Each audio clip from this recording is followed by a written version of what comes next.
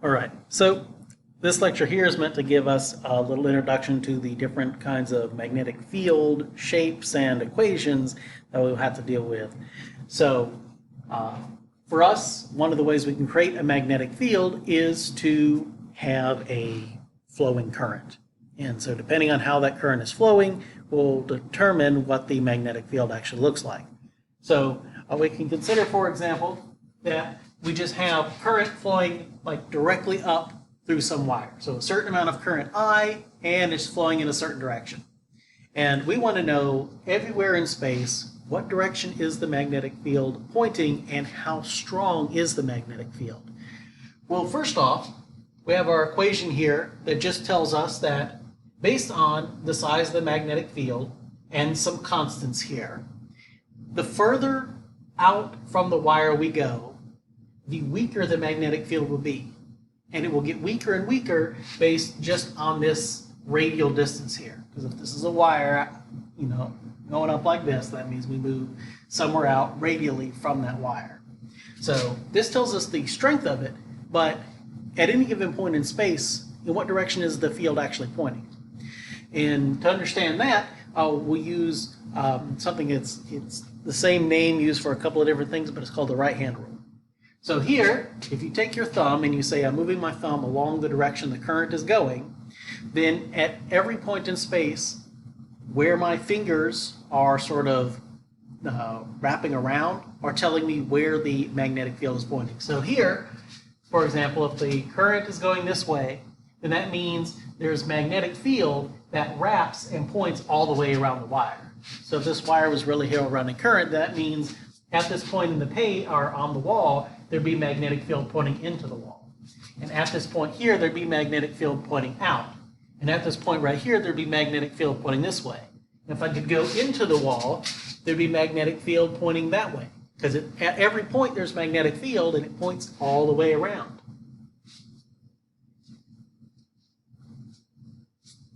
The next setup we have that has current running through it is, instead of having a loop that just goes on forever, a line that goes on forever, what we'll have here is a loop that just wraps around itself.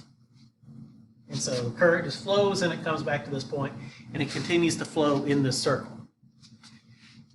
So this time you can see here that the magnetic field at all the different points in space both varies in direction and likely varies in magnitude. So for us, we don't have to deal with the magnetic field at all these random positions. But we do care about the size and direction of the magnetic field at the very center here. Now, in this case, whenever we know the current is going in a loop, we use another version of the right-hand rule to tell us what direction will the magnetic field at the center be pointing. This time, instead of sticking our thumb along the direction of the current and wrapping our fingers around to tell us where the magnetic field is, we can say, well, now we're going to make these fingers go around the direction that the current is going. It goes around that loop. And where does my thumb point?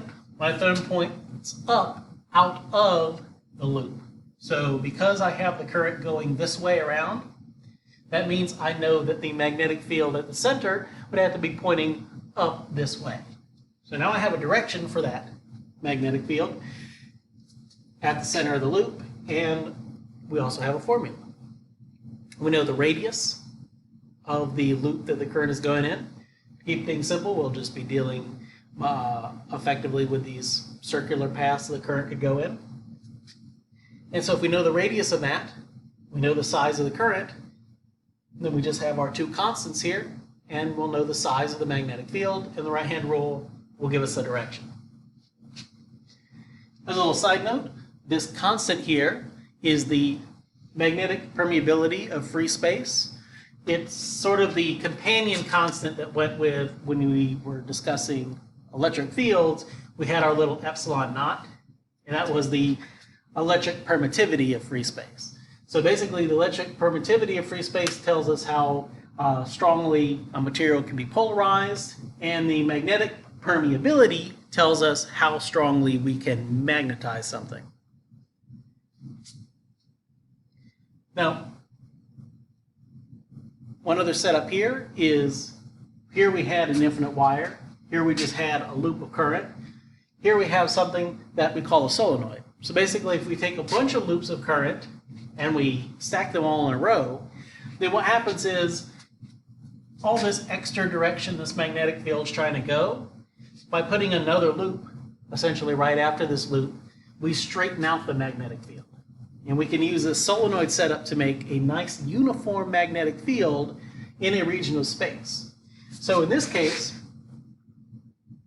for a solenoid with a particular length, if this were the overall length over which all of these coils wrap around, and over that length of space we know how many actual coils there are, then by knowing the size of the current they're actually running, then we can know the strength of the magnetic field that's inside of this thing. In this case, the actual direction the magnetic field points still follows the right-hand rule as determined here, because based on how I've drawn these circles, you can see that the current has to be flowing around in this direction. And so the direction my thumb points, telling me that's that loop, and that means the magnetic field has to be pointing this way. As a side note, the two right-hand rules are related. They do tell us the same thing. So for example, here I saw that if the thumb points along the direction of the current, then my fingers would wrap in the direction the magnetic field is pointing. So if I were to actually point my thumb along this wire around here and wrap my fingers around, well, here you can see that if I was going along this wire, I would still be indicating there's magnetic field that goes around like this and comes back out again. So the two different, it seems like two different things because we're looking at two different systems, but the right-hand rule is valid in both cases. It just makes more sense if we're just going along a long straight path to put our thumb here and say their fingers tell us where the magnetic field is. If we know we're going in a closed loop or some sort of looped path, then we can say, all right, now I'm going to take my fingers and have them follow the current, and the thumb will tell me what direction the magnetic field is pointing. All right? So now we have these different setups. What we're going to do is, in the sort of next video, we're going to put a couple of these together and then calculate what the size and direction of a magnetic field is in space due to some combination of these things.